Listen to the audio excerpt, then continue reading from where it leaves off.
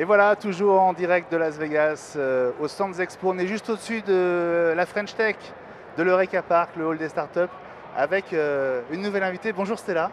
Bonjour. Oh, pardon, pas Stella, je confonds Sterella. Nadia et Sterella, c'est le nom de la Sterella. société.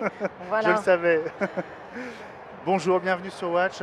Merci de nous accueillir. Alors, Nadia Fournols, excusez-moi, j'ai effectivement confondu votre nom avec le nom de cette société, Sterella. Vous êtes dans la logistique, Oui, le transport. exactement. Expliquez-moi ce que vous faites. La livraison du dernier kilomètre. Alors nous, Ah, la fameuse. et la fameuse. Alors, gardez c'est- bien le micro collé à votre menton. D'accord. Pour qu'on Alors, vous entende bien. d'accord.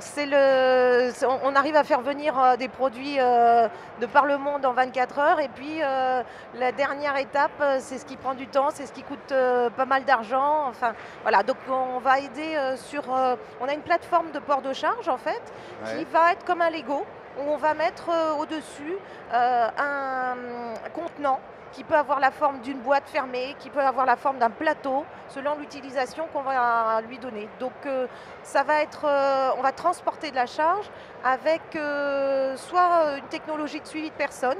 Donc vous imaginez une petite voiturette. Alors, on voit des images, expliquez-nous ce que images, voit, ouais. Alors, Nadia. On a deux films, donc je ne sais pas lequel vous êtes en train de projeter. Alors voilà, donc ça c'est pour expliquer la technologie, c'est le robot de port de charge. Ah voilà, c'est beaucoup plus visuel tout de suite. Et voilà, on comprend mieux. Alors évidemment, la partie haute, elle s'enlève et puis on y clipse, donc comme je disais, comme un Lego, un contenant qui peut être une boîte fermée, qui peut chauffer, qui peut garder au frais. Et avec une technique de suivi de personne. C'est-à-dire que voilà, la personne qui va livrer n'aura pas à pousser, tirer, ça ne fait pas de bruit, ça monte des paliers, ça monte des pentes et ça permet en fait d'être suivi dans un milieu urbain. Ou un milieu industriel. Là, on a eu des demandes sur des campus américains, on a eu des demandes sur des malls pour faire du shopping. Bon, voilà, donc tout un tas d'applications qui sont sur la logistique et le dernier kilomètre. Et puis, il peut y avoir également du déplacement en autonomie d'un point A vers un point B avec une cartographie, un automapping, donc une cartographie qui se fait toute seule et qui va permettre au robot de transporter de la charge d'un point A à un point B. On a beaucoup parlé de la livraison par drone ces derniers mois, mais vous avez choisi le transport terrestre. C'est un drone terrestre en fait. C'est ça, c'est un drone terrestre. Ouais. J'ai vu alors, on peut parler de robot, non? C'est pas un robot? Oui, c'est un robot. Un robot, alors ça fait un peu peur aux gens, les robots. Le grand public préfère plateforme robotisée. Ou, voilà, il y a quand même le mot robot. Oui, exactement, il y a un peu le robot dedans. Quelque part, il faut qu'il apparaisse parce que c'est l'ingénierie de la mécatronique, c'est l'intégration de la mécanique et de l'électronique. Donc, on a vu Alex à Unveil, je crois l'autre soir, un robot alors, à peu près du même genre chez JD.com, le géant chinois, l'équivalent d'Amazon oui, en Chine. connaît. Ouais, vous les connaissez? Ouais. Alors, c'est pas tout à fait la même chose. Qu'est-ce que vous apportez de différent? Alors, la différence, c'est que vous avez une capacité de franchissement de marche, vous avez la capacité d'emport qui est différente. On porte quand même 150 kilos. Et on est produit en France, on est produit en Occitanie, donc ça, faut le dire. Et pour les sociétés qui le souhaitent, nos clients qui le souhaitent, on peut être labellisé OFG, ça veut dire qu'un maximum de la valeur ajoutée vient de France. On achète le maximum de choses, la mécanique, un certain nombre de capteurs, les cartes électroniques sont faites chez nous.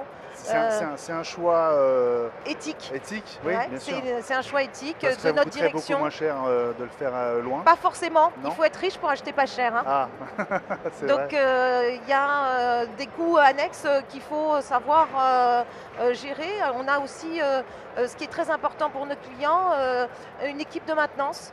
Et quand vous êtes bloqué avec votre robot, c'est quand même sympa de savoir que vous avez votre maintenance qui est intégrée chez le fabricant. À proximité. Donc voilà, c'est un one-stop shop. On fait tout de la conception au prototypage, au développement et à la production. Vous avez lancé cette idée, vous vous êtes lancé plutôt dans cette idée il y a combien de temps? Alors au début, c'est parti sur un robot qui avait été fait en collaboration avec les mines d'Albi, le LAS, AK Technologies et Airbus, pour un robot qui faisait du suivi de personnes pour la détection de défauts sous fuselage. Ça a donné lieu à un brevet. Et puis, voilà, sous fuselage d'avion, puisqu'on est à Toulouse. Donc c'est vrai que voilà, on est au centre de l'aéronautique européen. Et donc c'est un robot qui se promenait sous les ailes, voilà, et qui regardait s'il n'y avait pas un trou, un défaut. Voilà, c'est quelque chose qui est obligatoire maintenant. Hein, l'OACI, l'organisation de l'aviation civile internationale oblige à ce contrôle, à ce check avant chaque départ d'avion. Et ça a été un succès. Et donc de là, on a fait naître Cerela Robotics and Tech il y a 2 ans. Et on a développé ce robot pour un robot plus petit, pour un usage soit en entrepôt, soit avec des clients, le Quidam dans des zones urbaines par exemple. Quel premier bilan pour vous de ce CES? Très positif. Vous avez on a signé déjà, on a signé quelques contrats. Oui. Bien. Ouais. Donc pour l'instant, on va voir la suite, mais c'est prometteur. Et concrètement, la mise sur le marché, elle est déjà effective. Elle est déjà effective. Oui, en fait, on a sorti ce modèle-là de robot, le Trolleybot, en fin mai cette année. Nos premières commandes sont arrivées fin juillet, donc ça répondait vraiment à un besoin immédiat. Voilà. Immédiat. Récent. Merci beaucoup Nadia d'être venue sur le plateau de Wash. Bonne suite à toutes les innovations françaises. La French Tech est Donnez-nous très plein d'énergie, on en a besoin. J'en ai. Merci, au revoir. Merci à vous. Très bonne fin de salon. Voilà, on va marquer une toute petite pause avant d'accueillir notre prochain invité, Alex.